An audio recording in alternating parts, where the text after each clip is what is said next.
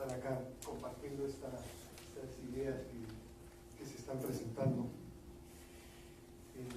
Además, por la razón por la que estamos.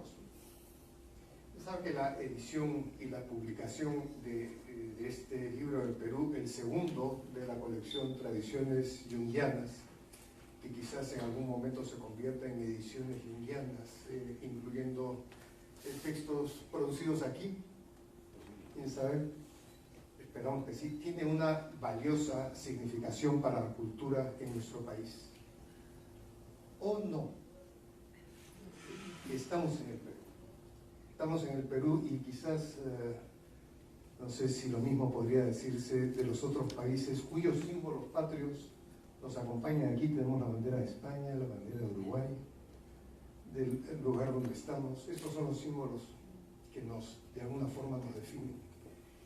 Y en el Perú, voy a comenzar con una nota pesimista que espero se pueda transformar en los minutos en los que voy a hablar. Este país donde estamos teniendo la experiencia de que lo posible se convierte en fracaso. No es privativo de nuestro país, pero tenemos un gran estilo para eso, ¿no? Un estilo nacional de rivalizar unos con otros, pensando en lo que decía Maricucha del antagonismo versus agonismo, un estilo de rivalizar que neutraliza al otro, lo desmerece, lo pone en duda, se burla de el otro, de la creatividad del otro. Digamos que tenemos un estilo muy particular de neutralización de la creatividad. Y eso es lo que nos tiene como estamos. Aún así, seguimos apostando. Este libro es una apuesta a la posibilidad de un diálogo creativo que nos lleve a encontrar vías que superen la trabazón que conocemos y que es parte de lo que nos inquieta y de la época que vivimos. Quería en esta breve presentación hacer también un muy breve contexto de la evolución de la psiquiatría en el país. Ustedes saben, la psiquiatría peruana, antes de hablar de la psicoterapia, la psiquiatría peruana tuvo un lugar principalísimo en el tercio central del siglo pasado, digamos de los años 1930 a 1970, más o menos. Tenemos nombres como el de Honorio Delgado, que nació en el 1892 y muere en 69, de su sobrino, Carlos Alberto Seguín, que nace en 1907 en Arequipa y muere en 95, de Humberto Rotondo, en 1915, 1985, todos muy destacados psiquiatras. Un poco más joven, Javier Mayate, discípulo de Honorio Delgado. Cada uno de estos psiquiatras formó una escuela, tuvo discípulos, publicó libros que fueron importantes y emblemáticos e iniciaron unos movimientos también importantes. Honorio Delgado es el primer psicoanalista peruano en la historia, en nuestra historia. Fue psicoanalista por breves años, sin formación psicoanalítica, sin análisis personal. Fue Carl Abraham quien lo nombró miembro de la Sociedad Británica de Psicoanálisis. Delgado dejó el psicoanálisis todavía mientras Freud estaba vivo. A mi juicio nunca lo entendió muy bien, a pesar de su inteligencia y del contacto con los maestros con los que estuvo, porque entender temas como el psicoanálisis, como la psicología junguiana, requiere un tipo particular de inteligencia, o más bien que no predomine otro tipo de inteligencia que es más racional, más estructurada. Delgado era, me parece, a pesar de su tremenda formación, menos dispuesto a arriesgar lo que significa entrar en contacto con estas vivencias. Y a inicios de los años 70, 1970, se da la formación del núcleo psicoanalítico en el Perú, con los primeros psicoanalistas, los tres discípulos de Seguín, formados en Londres y que retornaron al Perú. Saúl Peña, Carlos Crisanto y Max Hernández. Contamos con el privilegio de tener a Carlos Crisanto aquí entre nosotros. Gracias, Carlos.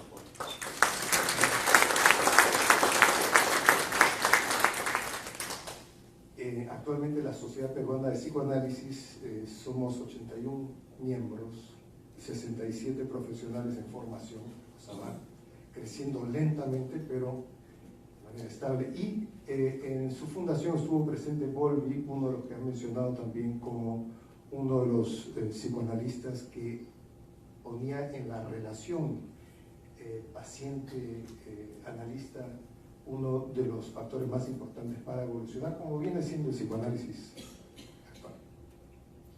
Entonces, la psiquiatría estuvo muy bien y luego, a mi juicio, perdió su filo, la psiquiatría peruana.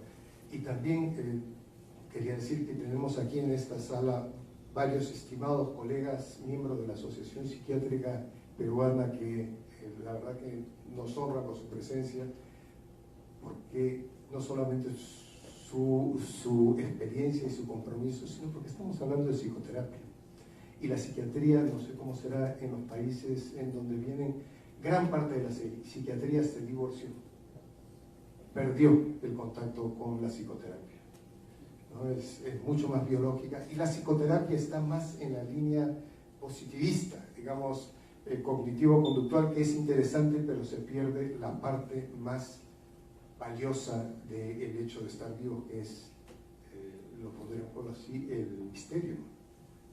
No todo puede estar claro, no podemos pretender que todo esté claro todo el tiempo. El misterio forma parte esencial de nuestras vidas. Y en nuestro país tengo la impresión de que la psiquiatría agarró de la medicina no solo sus virtudes, sino uno de sus defectos más serios, que es la verticalidad. En el país tenemos una tradición de autoritarismo que se ejerce no solamente entre los militares, el gobierno, los profesores y alumnos, sino en la medicina, en donde el médico tiene una actitud de arriba hacia abajo hacia sus pacientes, y esto la psiquiatría lo padeció, lo aprendió en gran parte también, una estructura jerarquizada de la medicina. Son características nacionales y que es uno de los rasgos que nos puede mostrar, dar indicios para entender la fragilidad mental colectiva también que tenemos, esta cosa vertical. Felizmente eso está cambiando, por eso me alegra además tener a colegas psiquiatras aquí presentes, no solamente psicoterapeutas. ¿Por qué Jung recién en el Perú, en los últimos años? Ningún peruano se formó como jungiano en el extranjero. Hubo algunas personas que conocían el pensamiento de Jung, pero no eran terapeutas. Por ejemplo, Honorio Ferrero en la Universidad Católica, que publicó textos muy interesantes, pero Ferrero era además un erudito, filósofo. Y la persona que por primera vez me habló de Jung y con quien estuve conversando era el administrador de ENAFER, Empresa Nacional de Ferrocarriles. Era un tipo maravilloso. Sí. Nos recibió en Arequipa, cuando vivía en Arequipa, cuando vinimos Guida y yo de luna de miel hace en el 79. Bueno, además no entró en el Perú porque funcionamos bien dicotómicamente. Aquí somos de izquierda o de derecha, somos conservadores, y el pensamiento de Jung, con la sincronicidad, con una mente que no termina en el cerebro, sino que está afuera también, con sus trabajos con Pauli, es demasiado raro para los concretos que solemos ser y los precavidos y conservadores que hemos sabido ser durante años en el desarrollo de nuestra psiquiatría. El psicoanálisis freudiano es considerado casi esotérico por un buen grupo de esotérico y extrañísimo, ¿no? Especialmente en esta época donde hay cosas, uno pretende encontrar cosas mucho más concretas. Creo que la primera peruana miembro de la IAAP es Patricia Llosa, quien se formó en Nueva York hace poquitos años, 2 o 3. Pero, ¿por qué es importante además esta reunión y la presentación del libro? ¿Por qué? Por temas familiares, ¿no? La familia es, sabemos, el núcleo de la sociedad. La familia va cambiando. Actualmente hay familias muy variadas, pero es el lugar en donde uno conversa, se relaciona, se desarrolla. Necesitamos de los primos hermanos junguianos. Yo lo siento como primos hermanos, cercanos, del mismo tronco familiar, mucho más cercanos que con otras escuelas de pensamiento y con otros grupos o gente que trabaja con salud mental sin considerar la mente, por ejemplo, solamente moléculas. Entonces, para que la familia crezca y todos nos beneficiemos mutuamente de las características unos de los otros, me parece que esa es una primera razón. Otra razón es porque nos trae a los que nos hemos formado en la tradición junguiana una visión de una comprensión, un acercamiento a la dimensión mitológica de la existencia tremenda. No es que el psicoanálisis freudiano no estudie mitos, pero la manera como el psicoanálisis freudiano estudia los mitos es distinta a lo que significan los mitos para la perspectiva junguiana. Desde la perspectiva junguiana, y aquí estoy siguiendo a Campbell, uno puede percibir que, es decir, desarrollar una especie de espacio mental que nos permite sentir que nuestra vida tiene una dimensión mitológica. ¿Mitológica en qué sentido? En el sentido de que estamos unidos por una línea de tiempo. Nuestra vida comienza el día de nuestro nacimiento, vamos a decir, o de la fecundación, si quieren, pero la vida que nos anima es una vida que tiene 3.500 millones de años. Entonces, reconocer que esto, esta especie de plasma vital está presente y que desde hace siglos y algunos milenios las vicisitudes de estar vivos se han plasmado en mitos, y reconocer en esos mitos nuestra propia capacidad de lidiar con la vida cotidiana, los problemas cotidianos, los retos que tenemos, los momentos vitales, es enriquecedora. Me parece que necesitamos la visión junguiana para trabajar juntos en el tema de develar, entender mejor en qué país estamos. Hace 500 años un pueblo con sangre, tradiciones, cosmogonía y símbolos propios entró en colisión absoluta con otro pueblo que venía de otro universo, con otra historia, con otra mente, con otra fuerza, y hubo un cataclismo. Hasta ahora estamos sintiendo y cotidianamente podemos ver los efectos que produjo ese choque cultural. Entonces, me parece que una perspectiva junguiana, y aquí está viendo aquí en el Perú ya un grupo de formación de analistas, terapeutas junguianos, que contribuyan, participemos juntos para encontrar una perspectiva liberadora, nueva para el Perú de hoy, en lugar de la opresora y pesimista en la que vivimos, es decir, una nueva síntesis. El espacio que sería, entre comillas, natural para la psicología junguiana, antes de que aparezca aquí, ha sido tomada por otras áreas de interés que han ido surgiendo. Yoga, retiro vipassana, medicina tradicional, la espiritualidad, el curso del perdón radical, ciencias de la mente.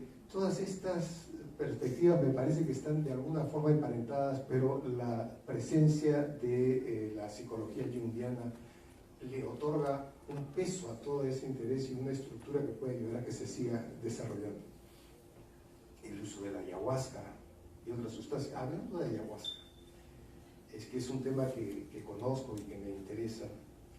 La perspectiva junguiana contribuye mucho más, me parece, para comprender, pensar una experiencia tan rica y ontológicamente tan significativa como la que una sustancia, una planta así permite. Creo que otra razón por la cual tenemos que darle la bienvenida a nuestros primos hermanos es el tener en mente el proceso de individuación.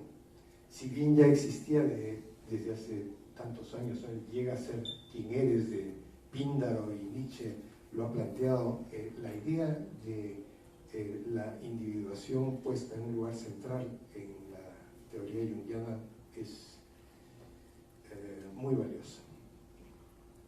Y para poder pensar en experiencias, llamémoslas trascendentes o extrañas de la vida cotidiana, para pensar y entender algo de experiencia que está a un nivel distinto, que caen fuera del ámbito de la visión freudiana, como la sincronicidad.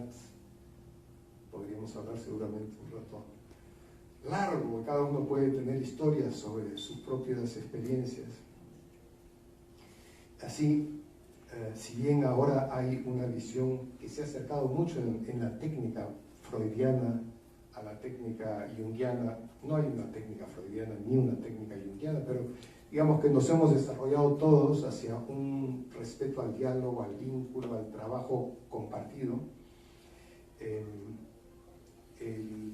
La perspectiva junguiana fue desde mucho tiempo antes la primera en colocar el énfasis del trabajo no solo en la comprensión del síntoma, en el análisis del síntoma, sino el de proporcionar un impulso, dándole un impulso creativo al paciente, fortaleciendo sus potencialidades, reconociendo sus deseos y no solamente curando traumas y desenredando nudos.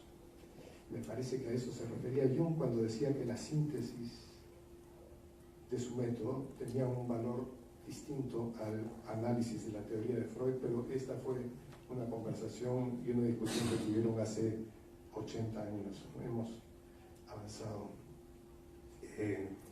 Actualmente en el psicoanálisis hay una serie de conceptos que muestran cómo la presencia vital, activa del analista, como el concepto de edición en psicoanálisis o de apuesta pulsional de Maruco en Argentina, son ideas que muestran cómo es importante la interrelación en el diálogo.